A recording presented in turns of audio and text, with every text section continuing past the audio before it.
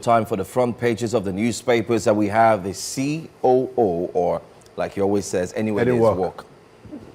Any walk, yeah. Okay, so we have Uade Ahimie who joins us this morning. Thank you so much. Good morning. Good morning. Welcome, Good morning, CEO, Good morning, Stories Joe. Africa. Any walk, Africa. All right. Anyway, thank you so much for being here. And it's always a pleasure to be here. Yeah. Let's move on to our papers very quickly. Let's also inform our viewers that you can call in. This is one of the biggest television breakfast shows in West Africa that allows you to be an analyst. So we'll drop the number on the screen. Feel free to just dial and share your thoughts on what you think about the stories. While we have our in-house analyst, Uade Ahimie, who will be looking at the stories with us. Let's start off with this Nigeria. Benga, you want to go with this Nigeria Yes, first? let's start off with this Nigeria. We'll start with the headline, the main headline. Terrorism banditry, a big headache. Tinubu tells Disu. President decorates new IGP, sets security agenda as leadership test begins. And Mr. Disu said he was shocked by the appointment.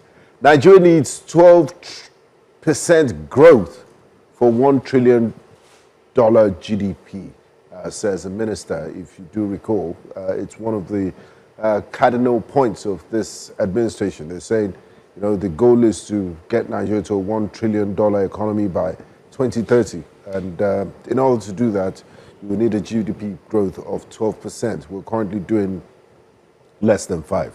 ICPC refutes El-Rufai's a nosebleed in custody allegation, says investigation ongoing.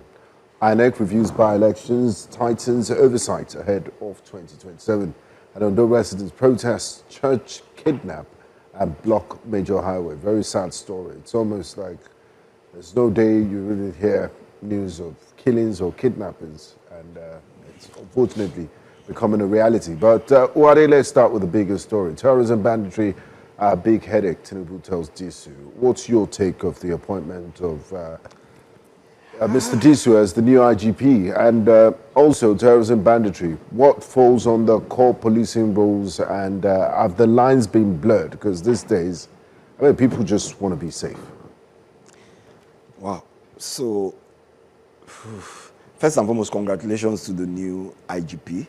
I don't know him personally, but from what I've heard, you know, analysts, people who have been in Lagos while he was in Lagos have said, you know, so much about him, you know, have placed him on very high pedestal. And I think at this point, when you hear what the feedback that comes out, in my own opinion, in comparison to the just exited IGP, you seem to believe that, well, he would have a better rapport with Nigerian citizens and so on. So yes, so congratulations first and foremost to him. And that way, his work has started already. even before, once the name came out a couple of days ago, the work had actually started. So the first thing is to ensure, first and foremost, that he works with all the other security architecture networks. Because the first point of security, or securing the lives and properties of Nigerians, falls on the Nigerian police. Absolutely, they are the first. They are the first point of call. Point of call. Yeah, and with terrorism and all, a number of all these things, you can start by nipping in the bud, with the police. with the community policing, nipping suspected those who are suspected of criminal or nefarious activities and so on. So that's, I think, his first step in terms of realigning the police, and then that coordination across security architecture becomes very, very important and critical. Last night, when he was speaking, yesterday, when he was speaking at the Villa following his declaration to pressmen, he did say that he wants the police to know that Nigerians are the boss, that the policemen are there to protect and serve the people. Oftentimes, we hear some of these pronouncements from the higher echelon of the police. They dismantle roadblocks. You know, there's what you call the initial gragra. on the streets, and later on they fall back to business as usual. What difference would he make, and how? And do you think this message will trickle down to the rank and file of the police, which Nigerians interact with on a daily basis? Those rank and file that stopped a tourist and said, "Oh, you're a tourist. Okay, now they go inside bush, go kill animal," all those sorts of things. So the truth about it is this: would you resonate down the rank and file? From what I've heard, and what a number of analysts, independently have said about Mr. Disu, I think he has the right temperament and understanding of how to go about it, because all the things I've heard about him while he was in Lagos State was how he tried to bring the community in to working with the police, believing that the police policing was about serving the people and not the people serving the police. So if he continues with that formula across board and carry along all his team that would work with him and resonate that message across board, yes, I think he can do it. But it's not just about the talk, it's also about the action. And like I said, from what I've heard about him, he walks the talk.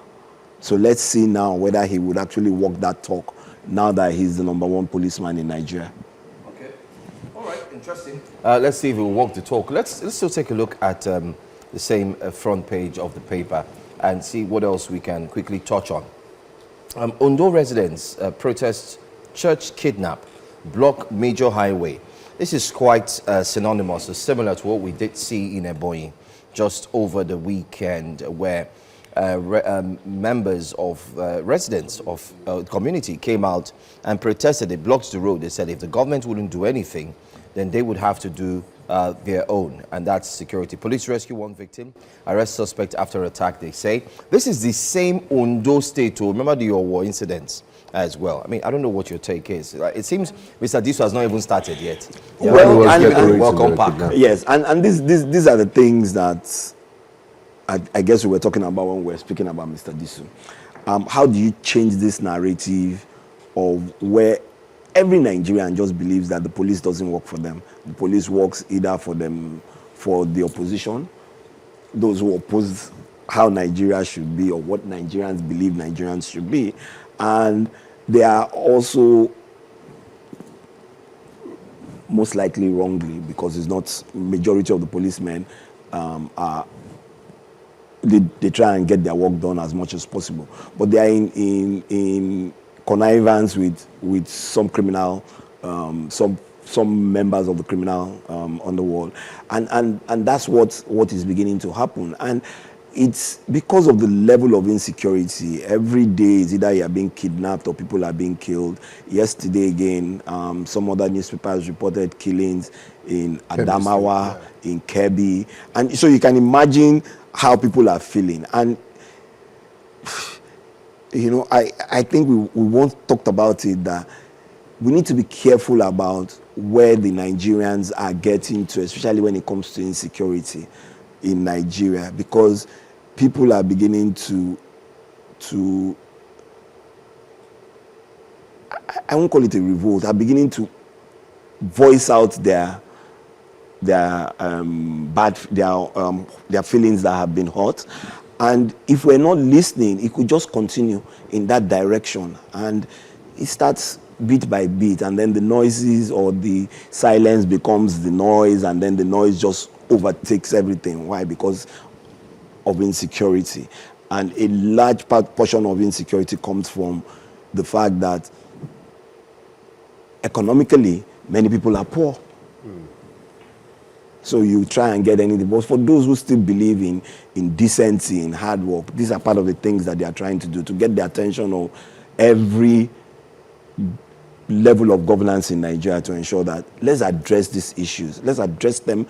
We've been asking to address them, and elections are coming. It could become worse, and I hope it doesn't. But let's address these issues the way we are meant to address them, that we're addressing them for Nigerians, and not just because is another label of 10 people died. These are Nigerians, irrespective of tribe, tongue, religion. They are Nigerians, and let's address them as Nigerians. Okay. Nigeria needs 12%. Before we go to the next newspaper, Nigeria needs 12% growth for 1 trillion GDP. Is this aspirational? Is this doable, looking at the current economic realities, looking at the fact that we can't even boast of a few hours electricity, and that's the backbone of industrialization, or is this just empty talk? Well, it will be empty talk if you don't implement the reform policies in the right manner or in the correct direction. And I hear the minister say this, but it's the same minister who a couple of weeks ago was also saying that the budget implementation has not gone down properly. Probably only 1/3 of it since 2023 has really been implemented. And we're talking about almost 3 years of budgeting now. You Overlapping, understand? Yeah, overlapping. And if it's overlapping, we're talking about 3 years of reforms, 3 years of budget to ensure that those reforms kick in and start to see the dividends of those reforms. However, remember at one point in time, the IMF and the World Bank had said that some of these things might take 10, 15 years. But if you're not beginning to see those things, especially in the informal sector, are you with me? Then that $1 trillion economy will be a far cry. And why do I say that? Because the sectors that contribute between 40 to 60% of the GDP are just in limbo. Yes, there's been a lot of stability in the foreign exchange market. There's a lot of stability in the money market. Capital market seems to be on the rise, but I'm always a bit skeptical because I don't know why, but I think I see some form of black hole somewhere, and that bubble would burst at any particular point in time. However, not to scare anybody, is the fact that how are we even implementing these reforms in terms of building the right infrastructure, creating the right atmosphere for economic growth and all? Because we're not seeing a GDP is still basically between 3 and 5%, struggling to even get to the higher sides of 4. So let alone double digits. That's it. And even the growth, that's how much of the growth is inclusive? And that's the point. So the inclusive sectors that need to grow that GDP to get it to double digits, they're not feeling those reforms. Okay. And I don't know when they're going to start to feel them, really. Tough one. Let's go to another newspaper very quickly. Let's go to the Nigerian Tribune. Let's see what the Nigerian Tribune has in store for us. Don't forget to also drop a comment or two. Let's know what you think. The Nigerian Tribune says, gunmen attack Ondo Church, abduct 6 worshippers. Army, police, local vigilante rescue 1, apprehend suspect, community protests, block highway. Kwankwaso Makinde in closed-door meeting in Ibadan. 2027 is Makinde trying to move to the NNPP since the PDP is the transfer window still open? It's still open. It's still open. We're getting to the critical parts of the transfer window. Yeah, but I think most of the players have moved. So well, you know, Makinde has an issue with the P. But let's get your thoughts. Yeah, but before we get your thoughts, we need to go pay some bills. And when please, let's pay those bills. The conversation. Welcome back to Breakfast Headlines, and we still have Uade Ahimie, who's joining us to analyze the biggest stories in the news. And we're currently looking at the Nigerian Tribune newspaper. Before we went to that break, Joe did speak about Kwankwaso Makinde in closed-door meeting in Ibadan. This is part of the politicking that is happening as we inch towards the big 2027 general elections. And we've been, I mean, if you've been a follower of Breakfast Central, we always use this footballing analogy to, you know, analyze some of the political moves in the country. And I'm wondering if the political transfer season window is still open. What could have happened? I know you're not soothsayer. It was a closed-door meeting, so even journalists are not. They don't have access to the information of what happened. But from your point of view, what could they be discussing? Okay, Is it opposition, or are there talks to align? Well, with the I APC? You can't tell. I can't tell what the talks are about, but my thinking and my opinion is, first and foremost, and while we're off air, you did bring that up. Governor Makinde is second term governor, and he's on his way out. So first things first is, in order to, let's even leave the governorship elections, in order to hold control, you need to be sure that your opposition doesn't even win the presidential elections in that state, which you, in 2023, helped to ensure. So you need to get an anointed successor. Well, I don't know about the anointed successor. You need to play you need to first and foremost play your cards that if you don't lose out on that presidential election, then that successor that you are anointed person, Success. or whoever is going to be, will have that great opportunity to now win the elections. But there are as the talks governor, that as the Makinde governorship is head. also interested in the presidency. And yes, So and it's can fine. he do two things at the same Oh time? yes, he can. Can he multitask? Yes, why can't he? Political He can. multitasking Yes, is, now, so is difficult. he will run. Yeah, and that's where, because the presidential elections come first, that's where the tricky part is. If he runs for presidency, for instance, are you with me? And he decides, maybe that's part of the discussions with Kwakwanso, and Kwakwanso says, okay, you know what, I would run as your vice, for instance. The first thing is that he, as the presidential candidate of whichever party he is, he must win in Oyo State, which is his home state. That gives you credence. So those are the permutations first and foremost. So if I'm going to do that, who would I go with, or who should I go with? And those are the kind of permutations he's going to be looking at, because once you're able to first and foremost win that presidential election, even if it's by one vote, then you have a say when you go out the next day and say, you know what, I delivered this state. And we made sure that this state did not fall into the opposition, as I have ensured that all through my 8 years. Yes, I did support the opposition in 2023, but all through my 8 years, I've kept this state as this party state. And we have shown it again in these elections that we actually hold control of that state. So really what they've discussed and all the permutations, I can't tell you, but those are some of the things. Okay, well, yeah, I believe we have a call. Uche from Abia, good morning to you. Hello, Uche from Abia. Good morning, everybody. Good morning, sir. Yeah. When the new IG is talking pork. They said pork is cheap. But today, pork is no longer cheap. People are eating from talking. Some people are being paid through talking. What am I trying to say? Last year, the president of the country declared state of emergency on insecurity. Since that time, are we being secured? Look at the headline. So talking is not the problem, doing the work. The last one that existed, I mean the Inspector General of Police, when he was being appointed, he told us he feel like a lion. He feel like running like a lion. Under his nose, people were dying. So it's not about talking. The National Assembly, they changed our national anthem. Are we not having corruption? Are we one? Is the presidency behaving as if Nigeria is one? I read something in regards to this new IG, that he left for how many days for him to retire? Either 48 days. I don't know whether it's true. If it is true, those people that have about 2 years or 1 year or 3 years to live that are existing because of the appointment, will they be happy?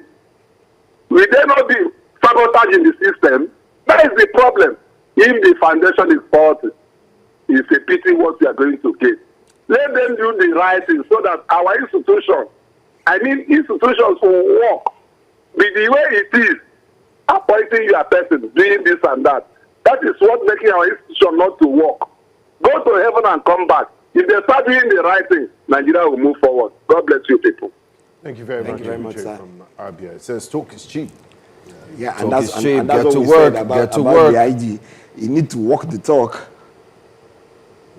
We need to walk the And not talk the walk. And not talk the But walk. finally, on this Makinde story, do you think if he throws in his hat for the presidency, he might stand a chance? If he, knowing he's from the same region as the president.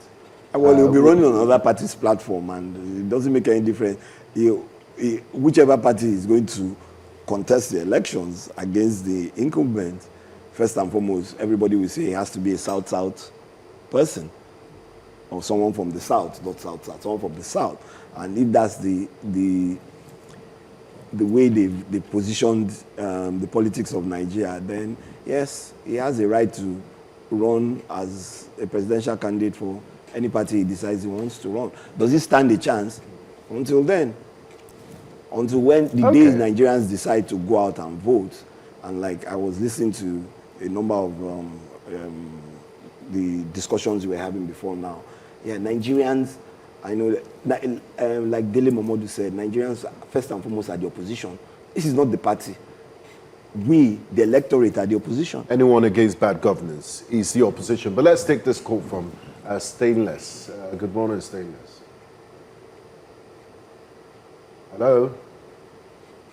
Okay, I believe we lost that call. So, Yes. anybody, so it's not just about bad governance. Anybody who believes in the future of electioneering in Nigeria, are you with me, is the opposition. And what do I mean by that? You don't just register not to vote. You register so that you can go and vote, and you can say in your heart of heart that my vote was probably that vote that made the change that brought Nigeria to being Nigeria, rather than a combination of ethnic and religious divides that everybody plays on when it suits them. Okay. I believe it's time to move on to the next. Let's go to another paper. So very the quickly. Punch newspaper. The Punch But has a lot of before stories. that, I also there have as to well. highlight that Tinubu to do so, you have my full support. There's a litany of, and in the newspapers, you start saying congratulatory messages. You should have told them to please Stop. hold on that. Yeah. Sanwo-Olu, PCRC, Lasso, NASFAT, Kegite, note his appointment. Kegite? Is their opinion also needed? If he was a Kegite while he was in school, then they will load his appointment. Could He's a a member Kegite of the be association. an It's a inspector general registered of association in Nigeria. Are you a member of Kegite? Pawan Drinkers Club. When you call them Kegites, it's just like, but it's the Pawan Drinkers Club. It's in every higher institution in this country. It's legal. Yes, it is. It's a registered association. Sorry, I can't talk about Kegite. I'm fasting. Let's move on. So am I. Let's move on to another. So am I. Let's look at the Punch, please. The Punch newspaper. Tinubu to Senate, amend constitution for state police now, he says. Recapitalization, 13 banks raised to meet March 31 deadline. Tinubu's executive order blocks 2 trillion naira NNPC fees. Wike Makinde camps lock horns ahead of March convention. All right, and on the front page down there, you can see the stories we've taken already. Labour issues Friday ultimatum to federal government on wage arrears. Lautech mourns as 6 nursing students die in road crash. We took this story 2 days ago. And 2027, Kwankwaso Makinde hold closed door meeting. There's pretty much nothing more to talk about, especially from the papers. But as it were. Tinubu to Senate, yes, amend constitution for state police now. Now, that's the big one. And I think that will be possibly IGP's first task to ensure that there should be state police. So in what, I mean, if you could advise the Senate, what sort of mechanism would you want for our state policing so it will not be subject to abuse? We saw what happened in Edo State. Sorry. Apologies for that. And what has happened in different parts of the countries where people use instruments of office to manipulate, to go against opposition or manipulate election results. Just in the Tribune, Catholic bishops are warning against use of state institutions. And some of those state institutions happen to be the police. So how can the Senate make provision for state policing that will protect all Nigerians? And So, yes. So first and foremost, let me say this. I think the act that provides for policing in Nigeria is strong enough. Are you with me? In terms of how it is meant to operate. So the question is whether those who manage that process, you manage them correctly. And let's not make a mistake. When everybody says, oh, people use the apparatus of the state. Yes, and it's not only in Nigeria. It's been done in America today. It's been done all over the world. I just need us to correct that. But it doesn't make it right. And that's why I said that the laws that set up the policing system in Nigeria are strong enough. If you ask anybody, they will tell you that. Now, how do you break that into taking those and saying this is how you're going to run from a state perspective? Because now the chief executive officer of policing, when you have state police, is no longer the president. It's the governor. It's the governor. But if in the system itself, are you with me?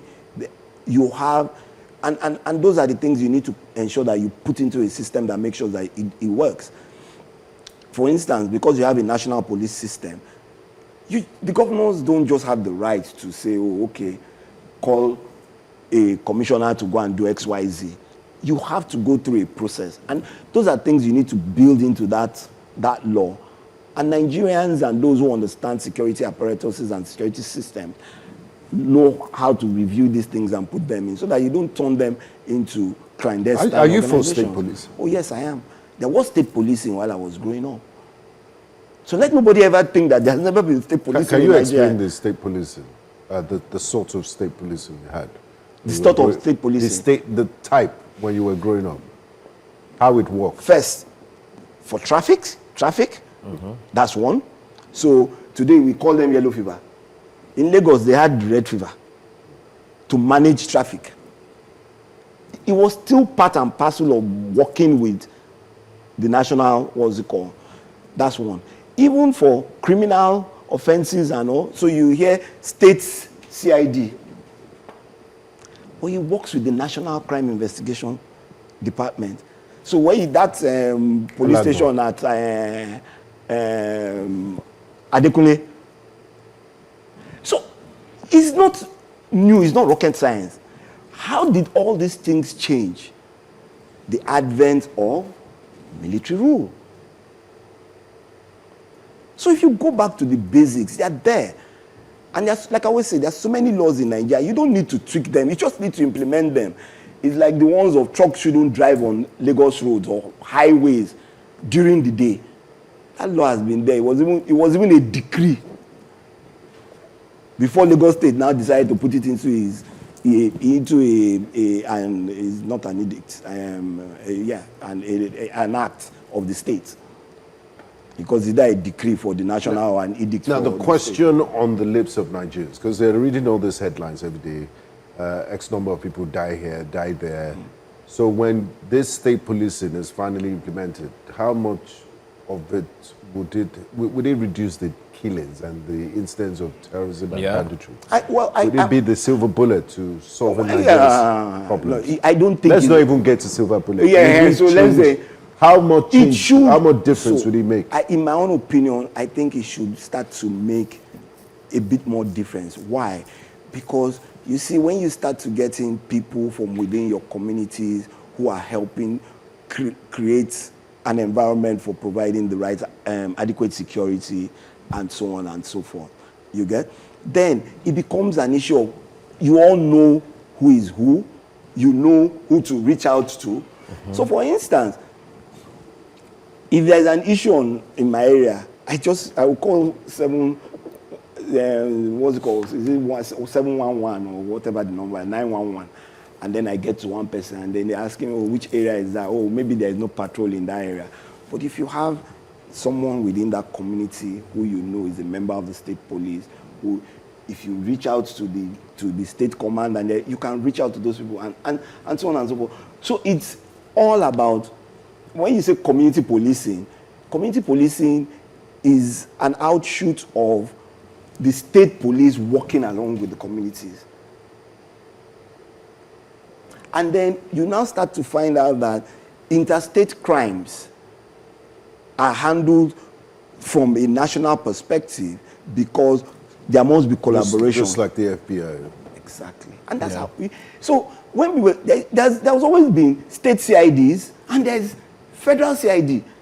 When cases become... When people flee from one state to the other, the state CID within that state will deal with it along with... And when it gets to that point, then it's transferred to the... Just like we have the CIA and the FBI. And the LAPD and the NYPD. Well, you see, these things were existent... LAPD and NYPD. These things were existent in Nigeria. And the reason why they were existent was those who set up those rules, that's how you walked where they were. What about control is why all these things are fall under one place. I mean, my 2 cents on this is the men and women need reorientation. You need to equip. Look at a state like Niger State with vast land and territory that's bigger than the entire Belgium. If you don't provide them with the necessary equipment and manpower, it's just going to be state policing by nomenclature. It's not going to change anything. So the question, I would rather we work on improving the quality of what we have and expanding capacity. Whether he's working on the quality, but the question is there really the political will to work on that quality? And in working on that quality, how do you start working on the quality? It's through education.